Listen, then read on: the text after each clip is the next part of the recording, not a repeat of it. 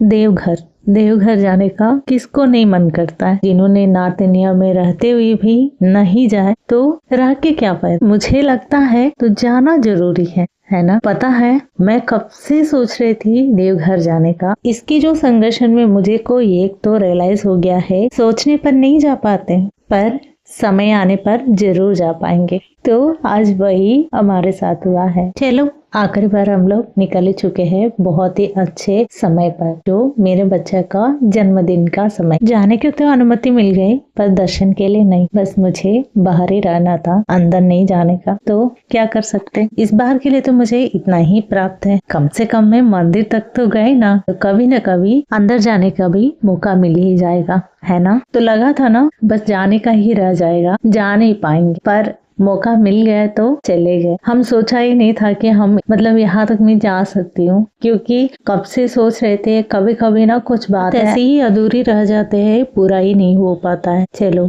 अब तो पूरा ही हो गया। अच्छा लग रहा था, पता नहीं था, बहुत अच्छा सुकून मिल रहा था। मन को बहुत शांति भरा हुआ था उस वक्त। कहीं से भी मुझे ये फील नहीं हो रहा था कि मैं दर्शन के लिए नहीं जा पाऊंगी। बहुत अच्छे से वहाँ पर सब कुछ हो गया। तो गए थे हम लोग सिर्फ दर्शन के लिए, पर वहाँ जाने के बाद लगा था ना कि आज तो बच्चा का जन्मदिन है, तो बच्चा का नाम पे रुद्राभिषेक कराएंगे। रुद्राभिषेक तो हमारे से थोड़ा सा अलग टाइप का होता है। तो इधर की जो रुद्राभिषेक अलग टाइप का होता है, जो भी है भगवान तो एक ही है ना। पहले तो नदी में नहा कर आए थे, तो मैंने नहाई थी, इन दोनों ने नहा कर आए थे। फिर आने के बाद पंडित जी ने यहाँ पर बैठा के पहले पूजा करवाया था। पंडित जी से हम लोग बात किए। इनके बारे में एक दोस्त ने मेरे हस्बैंड को बताया था और नंबर भी दिया था, इसलिए हम लोग बात करके तो पूछे थे कि कैसे कैसे होता है। तो उन्होंने आप सीधा आ जाइए, हम लोग सब कुछ अरेंज करके कर लेंगे। बताने के बाद बस हम लोग कुछ नहीं लेते, बस सीधा चले गए थे मंदिर के अंदर। आने के बाद पंडित जी ने बैठा के यहाँ पर इस तरीके से पूजा करवाया था। उसके बाद तो सीधा मंदिर के अंदर जाकर वहाँ पर दर्शन करके रुद्राभिषेक करवाने वाले थे। तो वही बोला था उन्होंने। सीधा इन लोग ने चले गए थे लाइन में। बहुत लंबी सी क्यू लाइन है, क्योंकि कार्तिक मास है तो भीड़ तो रहेगा ही। बहुत ही बढ़िया से करवाया, बहुत अच्छे से दर्शन हुआ। तो कार्तिक मास के समय में ही गए थे हम। तो उसी समय पर मेरे बच्चे का जन्मदिन आता है।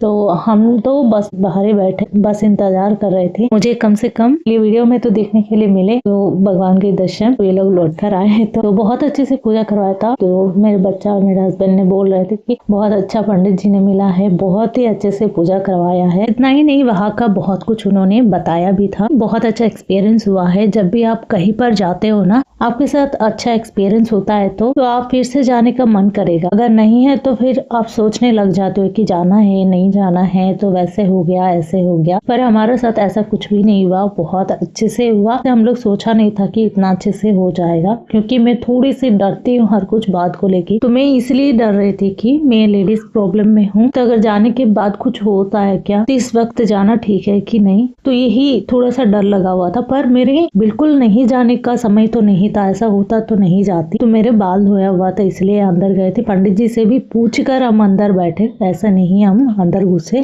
बोलते हैं ना, अगर भगवान की इच्छा हो, आप बिना सोचे भी तो सब कुछ हो जाता है। तो वैसे ही हमारा साथ भी हुआ है, बहुत अच्छे से हुआ। बहुत ही ठीक ठाक से हम लोग वहाँ पूजा करवाए। तो सब कुछ होने के बाद अच्छे से फिर घर भी अच्छे से लौट कर आ गए। आप बताइए, आप भी गए हो यहाँ पर, तो गए तो आपके एक्सपीरियंस क्या है। तो आज की वीडियो इतना ही है, फिर मिलेंगे अगली वीडियो में। तब तक के लिए नमस्ते। तो आप तक इस वीडियो को देखने के लिए धन्यवाद। नमो पार्वती पते, हर हर महादेव, शंभो शंकर।